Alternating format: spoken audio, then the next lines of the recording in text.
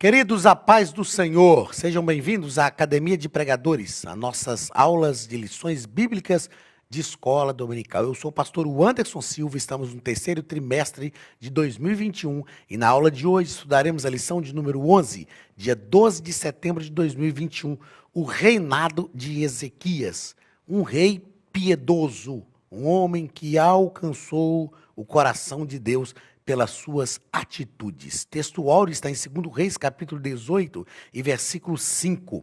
No Senhor Deus de Israel confiou, de maneira que depois dele não houve seu semelhante entre todos os reis de Judá, nem entre os que foram antes dele.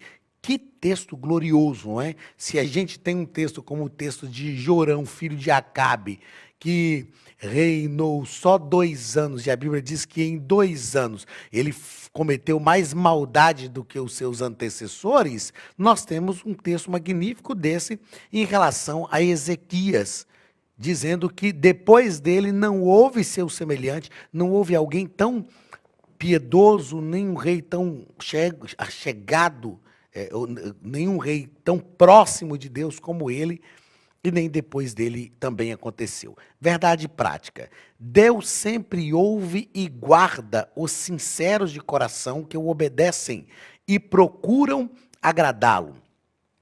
Deus sempre ouve e guarda os sinceros de coração que o obedecem e procuram agradá-lo. Na verdade, aqui está repetido, né? Está repetido. Deus sempre ouve e guarda os sinceros de coração que o obedecem e procuram agradá-lo. E aqui está repetindo a mesma coisa. Se não foi um erro gráfico, foi uma... em verdade vos digo. Jesus usava esse recurso, né? Possivelmente um erro gráfico que não compromete nada, sem dúvida nenhuma, não compromete em nada o conteúdo da nossa lição. Ponto central. Somos honrados pelo Senhor sempre que permanecemos fiéis e tementes a Ele. É claro que permanecer fiel a Deus é, na maioria das vezes, desafiador. Desafiador por quê? Porque nós estamos vivendo num mundo que infelizmente, tem se enveredado por outro caminho. Um mundo que tem se enveredado por outro caminho. Mas quando nós permanecemos fiéis e tementes a Deus, Ele sempre nos honra e Deus tem prazer em fazer isso.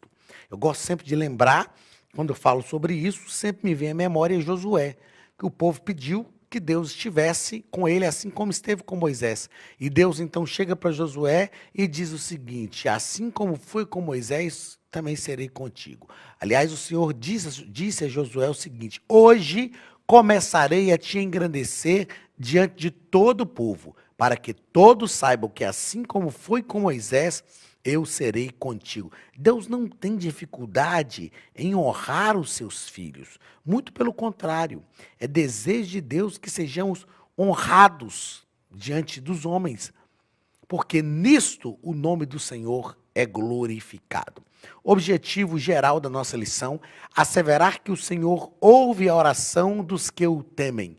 Asseverar que o Senhor ouve a oração dos que o temem. Objetivos específicos: primeiro, apresentar o íntegro reinado de Ezequias.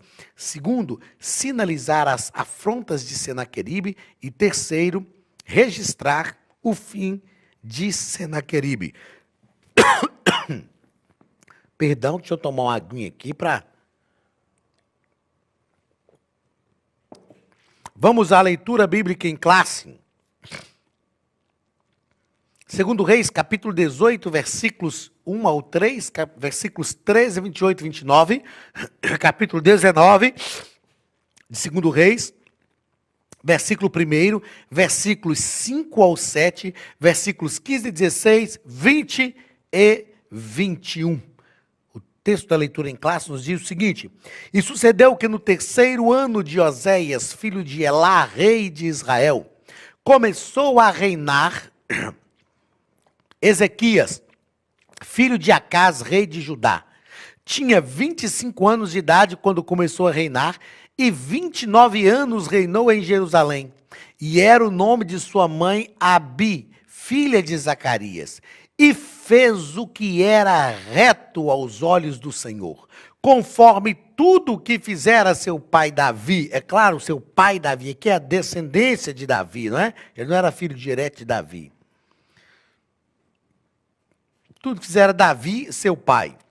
Porém, no ano 14º do rei Ezequias, subiu Senaqueribe, rei da Assíria. Olha, a Síria tinha conquistado o reino do norte e agora a Assíria acredita que vai conquistar o reino do sul. Ela dá sobre o reino do sul, pensando, o reino do norte caiu, eram 10 tribos, o reino do sul agora vai ser fichinha. Só que Senaqueribe se esquece que o reino do sul, reino do norte só caiu porque Deus os entregou. Eram 10 tribos e Deus os entregou. O reino do norte eram 2 tribos só, mas não era a hora de Deus entregar o reino do norte, o reino do sul, né? Eram 2 tribos só, mas não era a hora do reino do sul ser entregue ao cativeiro. Senaqueribe esqueceu que o povo de Deus só é vencido quando Deus os entrega, com o propósito de restaurá-los. Pronto. Porém, no ano 14º do rei Ezequias, subiu Senaqueribe, rei da Assíria, contra todas as cidades fortes de Judá e as tombou. Rabsaque, pois, se pôs em pé e clamou em alta voz em judaico e falou e disse, ouvi a palavra do grande rei, do rei da Assíria. Assim diz o rei, não vos engane, Ezequias, porque não vos poderá livrar da sua mão. E aconteceu que Ezequias, tendo ouvido, rasgou as suas vestes. Olha a atitude de Ezequias. Tendo ouvido, rasgou as suas vestes, se cobriu de pano de saco e entrou na casa do Senhor. E os servos do rei Ezequias vieram a Isaías. E Isaías lhes disse, assim direis a vosso Senhor. Assim diz o Senhor. Não temas as palavras que ouviste, com as quais os servos do rei da Síria me blasfemaram. Eis que meterei nele um espírito, e ele ouvirá um ruído e voltará para a sua terra. A espada o farei cair na sua terra. E orou Ezequias perante o Senhor e disse, ó Senhor, eu acho essa oração magnífica. Esta oração de Ezequias é uma oração espetacular. Ó Senhor Deus de Israel, que habitas entre os querubins, tu mesmo, só tu és Deus de todos os reinos da terra. Tu fizeste os céus e a terra. Inclina, Senhor, o teu ouvido e ouve. Abre, Senhor, os teus olhos e olha. E ouve as palavras de Senaqueribe, que ele enviou para afrontar o Deus vivo. Então Isaías, filho de Amós, mandou dizer a Ezequias, assim diz o Senhor, Deus de Israel, o que me pediste acerca de Senaqueribe, rei da Assíria, eu o ouvi. E esta é a palavra que o Senhor falou dele. A virgem de Sião meneia a cabeça. A virgem de Sião meneia a cabeça. A virgem de Sião te despreza. De ti zomba. A filha de Jerusalém meneia a cabeça por detrás de ti. Ezequias faz uma oração que eu chamo, deixa eu anotar isso aqui, que eu chamo aqui, ó, daqui para baixo, ó. Ezequias faz uma oração que eu chamo de oração de transferência. Por que ele faz essa oração de transferência? Porque o rei Senaqueribe, através dos seus oficiais de guerra, Rabsaque, Rabsíris e Tartã, que eram nomes de oficiais de guerra, ele diz para o povo de Israel o seguinte, e fala para Ezequias o seguinte, que confiança é essa que tu te estribas, dizendo que Deus te livrará? Porventura os deuses das demais nações puderam livrá-las da nossa mão? Deus foi quem me levantou para conquistar os reinos da terra. A resposta de Deus para Ezequias é o seguinte, eu permiti que tu conquistasses os reinos da terra. Aliás, Ezequias, ele faz uma oração que eu chamo de oração de transferência. Por quê? Porque ele fala com Deus o seguinte, ó Senhor, Senaqueribe diz que o Senhor não nos livrará, porque os demais deuses não puderam livrar as nações das suas mãos. E ele diz assim, sabe por que os deuses não livraram? Porque Deus não era, mas tu és Deus de verdade. Em outras palavras, Ezequias está dizendo para Deus o seguinte, se nós formos para o cativeiro, ok, nós vamos, mas o teu nome é que está em jogo, porque o Senhor é o nosso Deus. E Ezequias agora, ele não falou só de nós, ele falou do Senhor, ele disse que o Senhor não nos livrará. Ezequias transfere a afronta que Senaqueribe fez a ele para Deus. E Deus então vem para Senaqueribe e diz: eu fui quem permiti que tu conquistasses os demais reinos da terra e tu te levantas para afrontar a mim, o Deus vivo, porei o meu anzol no teu nariz e o freio na tua boca. Se você ler essa história, lá em 2 Reis, capítulo 18, né, a Bíblia nos diz que em uma só noite o anjo do Senhor desceu e matou 185 mil soldados assírios. Deus livrou Israel sem Israel precisar mover uma espada, tirar a espada da bainha, levantar um escudo, lançar uma flecha, empunhar uma lança. Israel recebeu o livramento do Senhor. Vamos aos comentários da nossa lição. Primeiro ponto, o justo reinado de Ezequias. Primeiro parágrafo, um rei reformista. O nosso comentarista deixa claro aqui o seguinte, ó, a despeito de tudo. Primeiro que ele deixa claro para a gente que o rei Ezequias foi um rei realmente piedoso, um rei que mandou destruir os altares pagãos, um rei que mandou abrir as portas do templo, um rei que chamou os sacerdotes, disse para ele: limpem o templo. Eles fizeram um lixão, um monturo, colocaram fogo tudo naquilo. A lei do Senhor foi encontrada dentro do templo. Foi um rei que realmente promoveu reformas importantes, reformas espirituais importantes no meio do povo de Israel. A despeito de tudo isso, o que mais se destaca nas atitudes de Ezequias é que ele se chegou ao Senhor, não se apartou de após ele e guardou os mandamentos que o Senhor tinha dado a Moisés. Ou seja, eu já disse aqui durante esse trimestre que Deus está mais interessado na nossa vida do que no nosso trabalho. Ezequias só foi um rei poderoso, piedoso e um rei que se achegou a Deus porque ele estava interessado no Senhor e não só naquilo que o Senhor podia dar.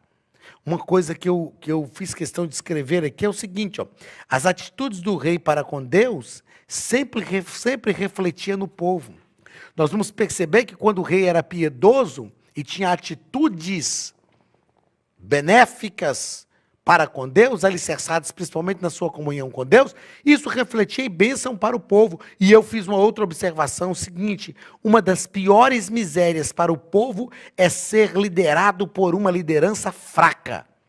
Arão, por exemplo, era uma liderança fraca. Moisés estava 40 dias e 40 noites falando com Deus no monte, e o povo reclamou com Arão, e Arão fez um bezerro de ouro para o povo adorar. Liderança fraca. Não queira ser liderado por um líder fraco. Eu vou fazer questão de, como a gente faz, falar isso aqui nessa câmera fechadinha, para você entender a grandiosidade disso. Repito, não queira ser liderado por uma liderança fraca. Uma liderança fraca traz maldição sobre o povo. Uma liderança fraca faz com que o povo seja morto. No caso de Arão, 3.000 pessoas foram mortas. Ezequias foi diferente. Ezequias foi uma liderança que tinha um posicionamento diante de Deus. Ezequias foi uma liderança que trouxe a bênção de Deus para o povo. Ezequias foi uma liderança forte, que conduziu o povo ao Senhor. Ele cumpriu o seu propósito como rei, de conduzir o povo a Deus. Às vezes eu vejo pessoas que reclamam na igreja de ter uma liderança forte. Ah, mas o pastor não deixa a gente fazer o que a gente quer. O líder não tem que deixar o povo fazer aquilo que ele quer de verdade. Não tem. O líder tem que conduzir o povo ao melhor caminho. Saul também passou por isso. Deixou o povo lhe conduzir. E depois, tanto ele quanto o povo pagou um preço altíssimo. Eu e você que fomos chamados para liderar o povo de Deus, precisamos ser uma liderança forte, direcionada por Deus. Amar o povo, respeitar o povo e fazer pelo povo.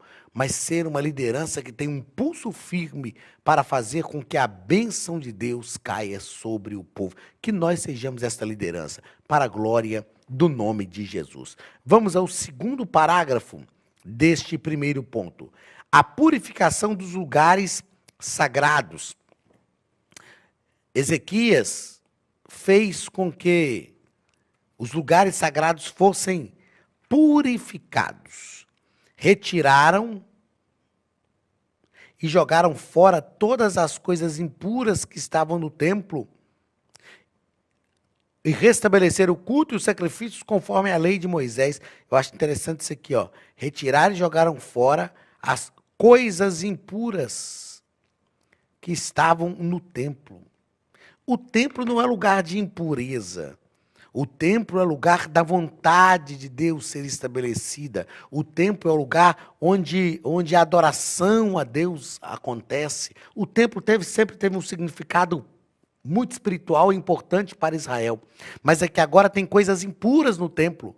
Mas Ezequias retira tudo isso, todas as coisas impuras que estavam no templo e promove a adoração a Deus. Terceiro parágrafo, adoração nacional. Como eu disse agora há pouco, o rei conduziu o povo à adoração. Então, a fim de restabelecer o culto a Deus, Ezequias convocou os maiorais da cidade para estarem na casa do Senhor. Permita-me fazer esta observação aqui, ó, que eu acho muito importante fazer. Quando Ezequias convocam os maiorais, nós temos aqui, ó, uma liderança comprometida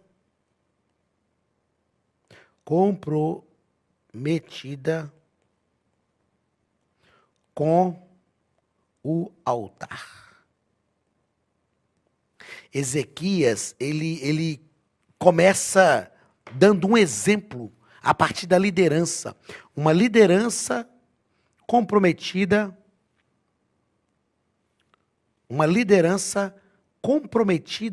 com o altar. Ele chamou os maiorais da cidade. Ezequias sabia que se a liderança estivesse comprometida, eles iriam também liderar o povo de Deus, direcionar o povo de Deus conforme a vontade de Deus para o altar. Meus queridos, que nós sejamos uma liderança comprometida com o altar. Se não me falha a memória, John Wesley que dizia: queres atear fogo na igreja? Acenda uma fogueira no altar. Vejam só, eu fico às vezes, eu vou usar um termo que a gente usa lá nas nossas Minas Gerais, encabulado, de ver em algumas igrejas, quando o poder de Deus está caindo, o povo sentindo a presença de Deus, e líderes, obreiros no altar estão lá como uma pedra, como se fossem profissionais do púlpito. E isso é um reflexo extremamente negativo para o povo. Nós precisamos ser uma liderança comprometida com o altar.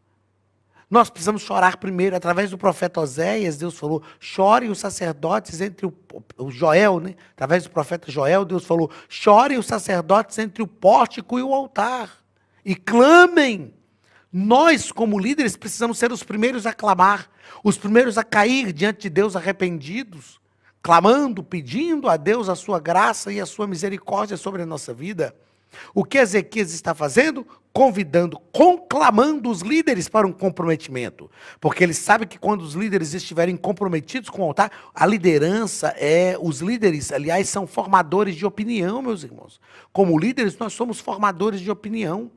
Se nós estivermos comprometidos com o altar, isso quer dizer que a tendência do povo é se comprometer também. E quando o povo inteiro, ao lado da liderança, se compromete com o altar, o nome de Jesus é glorificado, a glória de Deus envolve o povo e nós seguimos adiante para a glória do nome do Senhor. Que nós vivamos uma liderança, que eu e você sejamos, melhor dizendo, uma liderança comprometida com o altar. Vamos ao segundo ponto da nossa lição. O comentarista fala sobre Senaqueribe invade Judá. Ele havia invadido várias nações do Oriente Médio, inclusive Israel, que foram levados para o cativeiro. Haviam 10 tribos. Eu já disse isso aqui. Foi então que ele resolveu expedir seu poderoso exército para sitiar Jerusalém. Como eu disse, Senaqueribe pensou o seguinte: bem, eu já invadi Israel, tinha 10 tribos, eu levei Samaria para o cativeiro, levar Judá agora vai ser fácil, fichinha, lá só tem 2 tribos. Só que ele se esqueceu que quem estava reinando em Judá não era o Oséias, não era o rei Oséias, era que estava reinando no reino do norte, ímpio, um adorador de deuses pagãos. Quem reinava no reino do sul era o rei Ezequias, homem íntegro, temente a Deus e que buscou a Deus em oração.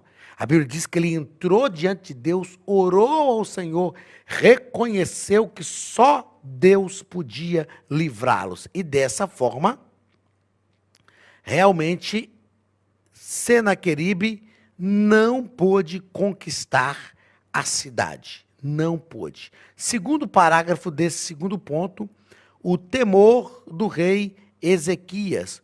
O nosso comentarista ele deixa claro aqui nesse ponto para a gente o seguinte, ó.